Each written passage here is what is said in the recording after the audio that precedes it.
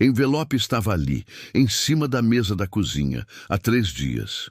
Camila passava por ele dezenas de vezes ao dia, mas não conseguia tocá-lo. O nome do remetente bastava para fazer seu estômago embrulhar. Instituto de Oncologia São Rafael. Ela sabia o que havia dentro. Resultados de exames não mentem. E quando você já perdeu sua mãe e sua avó para a mesma doença, você aprende a reconhecer os sinais que seu próprio corpo sussurra. Naquela manhã de setembro, com o sol entrando pela janela e o café esfriando na xícara, Camila finalmente rasgou o envelope. Suas mãos tremiam tanto que mal conseguia ler as palavras, mas 2 se destacaram em negrito: positivo e cirurgia. Foi quando a campainha tocou. Camila, 32 anos, era arquiteta em uma empresa de médio porte em Curitiba. Morava sozinha desde os 25, quando decidiu que a independência era mais importante que qualquer relacionamento morno que tentasse manter só para não estar só. Ela era conhecida por 3 coisas: seu perfeccionismo no trabalho, sua paixão por plantas, seu apartamento parecia uma floresta urbana, e sua extrema dificuldade em confiar nas pessoas. A campainha tocou novamente, mais insistente. Camila enxugou às pressas as lágrimas e abriu a porta, ainda segurando o papel amassado na mão. Do outro lado estava Pedro, o vizinho do apartamento ao lado. Eles se conheciam há 6 meses, desde que ele se mudara para o prédio. Tinham aquela relação cordial de vizinhos. Um bom dia no elevador, um sorriso no corredor, nada além disso. "Oi, desculpa incomodar", disse ele, e então pausou ao notar os olhos vermelhos dela. "Você está bem?" "Estou", mentiu Camila, rapidamente escondendo o papel atrás das costas. "Precisa de algo?" Pedro hesitou. Ele tinha 35 anos, era professor de história em uma escola particular e tinha aquele jeito gentil que imediatamente fazia as pessoas se sentirem à vontade. Cabelos levemente grisalhos nas têmporas, óculos de armação redonda e um sorriso que alcançava os olhos. "Eu sei que vamos parecer aqueles vizinhos inconvenientes, mas..." Ele apontou para trás, onde uma senhora de uns 60 anos observava da porta entreaberta do apartamento dele. "Essa é minha mãe, Dona Lucia. Ela está aqui por uns dias e ficamos sem açúcar. Você teria um pouco que pudesse emprestar?" Antes que Camila pudesse responder, Dona Lúcia já tinha se aproximado. "Meu filho é um desastre na cozinha", disse ela com um sorriso caloroso. "Prometo que devolvemos ainda hoje. Nossa, que lugar lindo!" Ela espiou para dentro, vendo as plantas. "Você tem mãos de fada, menina." Algo no jeito maternal daquela mulher fez a armadura de Camila rachar um pouco. "Entrem", disse ela, abrindo mais a porta. "Vou pegar o açúcar." Aquele foi o início de uma amizade inesperada. Dona Lúcia voltou no dia seguinte com um bolo de cenoura para agradecer o açúcar e acabou ficando para o café. Ela tinha aquela habilidade rara de fazer as pessoas falarem, e antes que percebesse, Camila estava contando sobre seu trabalho, suas plantas, sua solidão disfarçada de independência. Pedro começou a aparecer também. Primeiro trazendo flores para Camila plantar. "Achei que você ia gostar." Depois pedindo conselhos sobre como decorar seu apartamento. "Você é arquiteta, não é?" Até que eventualmente eles estavam tomando vinho juntos nas noites de sexta-feira. "Por que você mora sozinho?" perguntou Camila numa dessas noites, já no 3º copo de vinho. "Desculpa, não quero ser invasiva." Pedro girou o líquido vermelho na taça, pensativo. "Eu fui casado", disse ele finalmente. "Terminamos há 2 anos. Ela queria filhos. Eu não podia ter. Fizemos todos os tratamentos possíveis, mas..." Ele deu de ombros. "No fim, ela encontrou alguém que pudesse dar o que eu não podia. Não a culpo. Sinto muito. E você? Por que uma mulher incrível como você está sozinha?" Camila riu sem humor. "Talvez porque eu seja boa demais em afastar as pessoas." Ela quase contou sobre o diagnóstico naquela noite.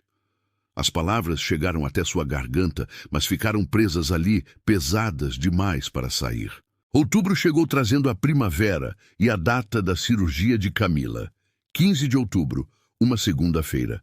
Ela havia planejado tudo meticulosamente. Pediria uma semana de atestado, faria a cirurgia, se recuperaria sozinha em casa.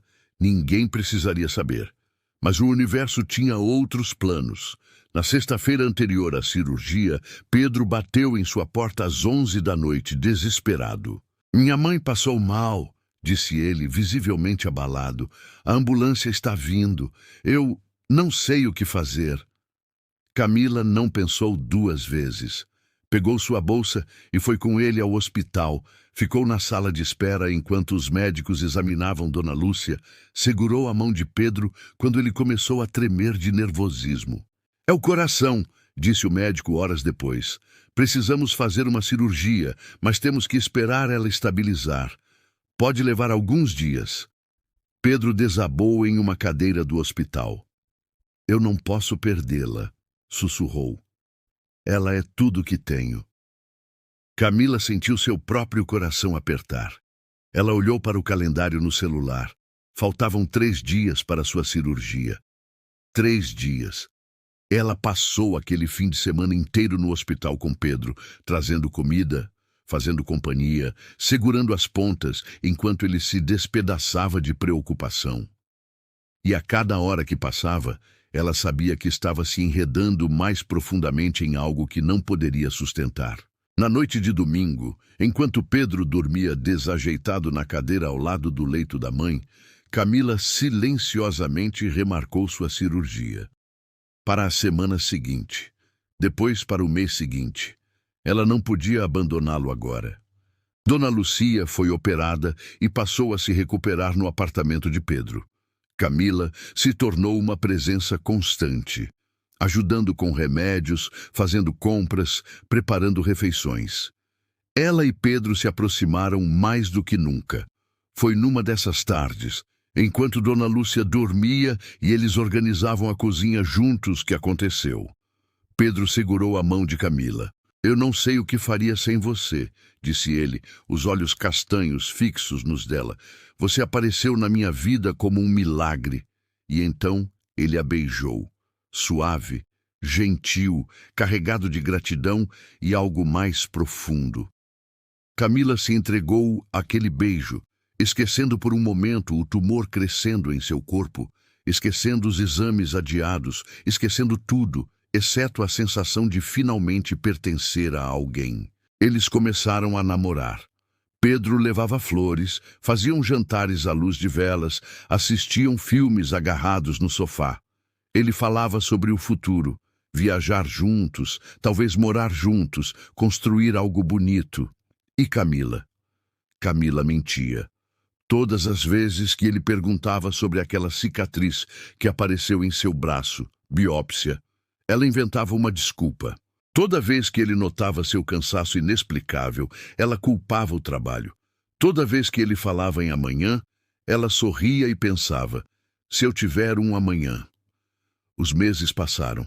Novembro, dezembro, janeiro. Camila adiava e adiava a cirurgia, com medo de que, se Pedro descobrisse a verdade, ele fugiria. Como sua ex-esposa fugiu quando ele não pôde lhe dar filhos. Como todo mundo sempre fugia quando as coisas ficavam difíceis. Mas o corpo não mente. Em fevereiro, Camila desmaiou no trabalho. Ela acordou no hospital com Pedro sentado ao seu lado, segurando sua mão. Mas seu rosto não expressava preocupação carinhosa. Expressava algo muito pior, traição. O médico me contou, disse ele, a voz baixa e controlada. Câncer. Estágio 2. Há 6 meses. Camila fechou os olhos. Pedro... 6 meses, Camila. Ele se levantou, passando as mãos pelo cabelo. Você sabia desde antes de nos conhecermos direito e não me contou nada. Nada. Eu ia contar. Quando? Quando fosse tarde demais? Ele tinha lágrimas nos olhos agora. Você me deixou me apaixonar por você, sabendo que estava escondendo isso. Como você pôde? Porque eu tive medo, gritou Camila, finalmente quebrando. Medo de que você fizesse exatamente isso. Ficasse furioso, me julgasse, me abandonasse. Todo mundo abandona, Pedro. Minha mãe morreu e me deixou sozinha. Meu pai não aguentou a dor e foi embora. Todos os namorados que tive sumiram na primeira dificuldade. E você achou que eu era igual a eles? A voz dele quebrou. Depois de tudo que passamos juntos? Sua ex-mulher te deixou quando você não pôde dar filhos a ela? Por que você ficaria com uma mulher que pode morrer? O silêncio que se seguiu foi ensurdecedor. Pedro limpou o rosto com as costas da mão. Sabe qual foi o pior da minha separação? Disse ele finalmente. Não foi ela ir embora. Foi descobrir, anos depois, que ela vinha se afastando emocionalmente há muito tempo, mas não teve coragem de me dizer. Ela me tirou o direito de tentar salvar nosso casamento, de lutar por nós. Ele olhou para Camila com uma dor profunda nos olhos. E agora você fez a mesma coisa, decidiu por mim, me tirou a escolha de estar ao seu lado quando você mais precisava. Ele caminhou até a porta. Pausou. Eu teria ficado, Camila. Teria segurado sua mão em cada consulta, em cada cirurgia, em cada momento difícil, porque é isso que se faz quando ama alguém. Mas você não confiou em mim o suficiente para me dar essa chance. E ele saiu. Camila passou por uma cirurgia de emergência 2 dias depois. Foi uma operação longa, delicada, mas bem-sucedida. O tumor foi removido e ela começaria quimioterapia preventiva em algumas semanas. Ela estava sozinha no quarto de hospital quando acordou da anestesia, exatamente como havia temido desde o início. Mas na mesa ao lado da cama havia um vaso com margaridas, suas flores favoritas, e um bilhete na caligrafia de Dona Lúcia. Meu filho está magoado, mas não parou de chorar desde que saiu daquele quarto. Ele te ama, minha filha. Só está com medo de te amar e te perder. Assim como você, 2 tolos apaixonados com medo da mesma coisa. Venha nos visitar quando sair do hospital. Vou fazer seu bolo de cenoura favorito. Com carinho, Lucia. Camila chorou. Chorou pela dor física, pela emocional, pelo amor que havia perdido por medo de perdê-lo. Os meses seguintes foram os mais difíceis da vida de Camila. A quimioterapia a deixou fraca, nauseada, careca. Ela teve que se afastar do trabalho. Vendeu o carro para pagar as contas médicas. Viu suas plantas morrendo uma a uma porque não tinha energia para cuidar delas. Mas ela não estava completamente sozinha. Dona Lúcia aparecia 3 vezes por semana, sempre com comida caseira e histórias engraçadas. Alguns colegas de trabalho faziam visitas. Sua psicóloga a ajudava a processar o trauma. Pedro não aparecia, mas Camila sabia, por Dona Lucia, que ele perguntava sobre ela. Sempre. Foi na última sessão de quimioterapia, em junho, que Camila teve uma revelação. Enquanto o líquido frio corria por suas veias, ela pensou em todas as pessoas que haviam abandonado sua vida. Sua mãe não escolheu morrer. Seu pai não aguentou a própria dor, não a abandonou por falta de amor. Seus ex-namorados, bem, talvez alguns fossem realmente ruins, mas outros simplesmente não eram compatíveis com ela. E Pedro?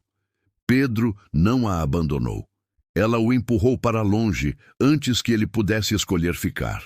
Ela passou tanto tempo com medo de ser deixada que se tornou especialista em sair primeiro. Naquela noite, ainda fraca da químio, Camila pegou um caderno e começou a escrever. Uma carta, não para pedir perdão. Ela já havia aprendido que algumas feridas não se curam com desculpas, mas para oferecer verdade. Verdade crua, honesta, vulnerável. Ela contou sobre sua mãe, sobre o terror de herdar não apenas a doença, mas também o destino de morrer jovem e deixar as pessoas que amava em pedaços. Contou sobre as noites em que quase ligou para ele, mas não teve coragem. Contou sobre como ele mudou sua vida, ensinou-a que intimidade não é fraqueza, que aceitar ajuda não é falha. Ela não pediu para ele voltar, apenas agradeceu, por tê-la amado, mesmo que brevemente, por ter mostrado que ela era digna de ser amada, mesmo imperfeita e assustada. Ela colocou a carta em um envelope e deixou com Dona Lucia. Agosto chegou seco e frio.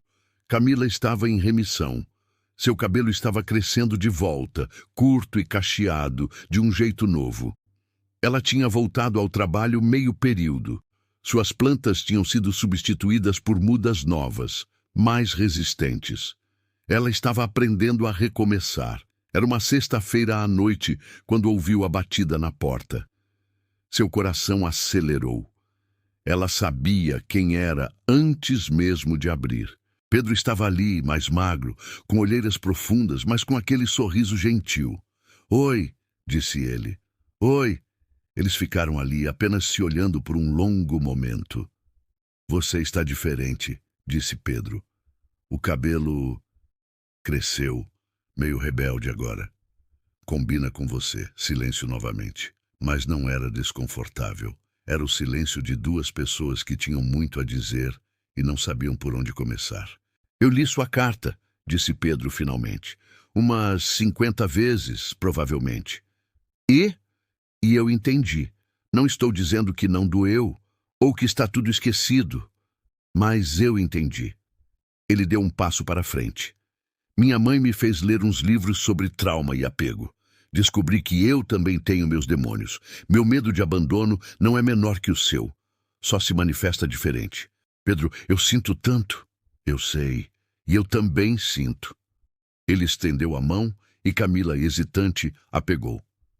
"Mas aqui está a questão. Eu não quero viver com medo do que pode acontecer amanhã. Aprendi isso vendo minha mãe quase morrer. Vendo você lutar. A vida é agora, Camila. E agora, neste momento, eu te amo. Ainda. Sempre." Lágrimas corriam pelo rosto de Camila. "Eu não sei se sei como fazer isso", admitiu ela. "Confiar, me entregar, ser vulnerável." "Eu também não", disse Pedro sorrindo. "Que tal aprendermos juntos? Sem pressa, sem cobranças. Apenas tentando." Camila pensou em tudo que havia perdido por medo de perder. Pensou em sua mãe, que amou intensamente mesmo sabendo que tinha pouco tempo. Pensou na segunda chance que a vida estava oferecendo. "Ok", disse ela, sorrindo através das lágrimas. "Vamos tentar." Pedro a abraçou e pela primeira vez em meses, Camila se permitiu derreter, chorar. Ser fraca nos braços de alguém, ser vista em toda a sua imperfeição e, mesmo assim, ser amada. 6 meses depois, numa manhã ensolarada de fevereiro, Camila e Pedro estavam plantando uma jabuticabeira no pequeno quintal da casa que haviam comprado juntos. "E sabia que jabuticabeiras podem viver mais de 100 anos?" disse Camila, as mãos sujas de terra. "Então ela vai nos ver envelhecer", respondeu Pedro sorrindo. "Se tivermos sorte." "Quando você para de ser pessimista?" Camila riu, jogando um punhado de terra nele. "Não é pessimismo, é realismo. Nenhum de nós tem garantia de amanhã. Mas temos hoje, e hoje é bom." Pedro a puxou para um abraço, sem se importar com a terra que sujava suas roupas. "Hoje é ótimo", concordou. Naquela tarde, enquanto regavam a árvore nova e sonhavam com as frutas que ela daria em alguns anos, nenhum dos dois mencionou os exames de controle de Camila, marcados para a próxima semana, ou as sessões de terapia de casal que faziam às quintas, ou os momentos em que o medo ainda os visitava, sorrateiro, nas madrugadas, porque eles haviam aprendido que superação não é ausência de dor. É a coragem de viver plenamente apesar dela.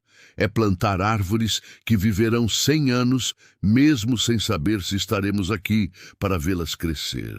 É amar sem garantias, confiar sem certezas. Viver no presente sem esquecer que o passado nos moldou, mas não precisa nos definir. E enquanto o sol se punha, tingindo o céu de laranja e rosa, 2 sobreviventes, de doenças, de traumas, de medos, se beijaram sob a sombra ainda pequena de uma árvore que prometia um futuro. Um futuro incerto, imperfeito, mas indiscutivelmente deles. Fim. A verdadeira coragem não é a ausência de medo. É decidir que algo é mais importante que o medo.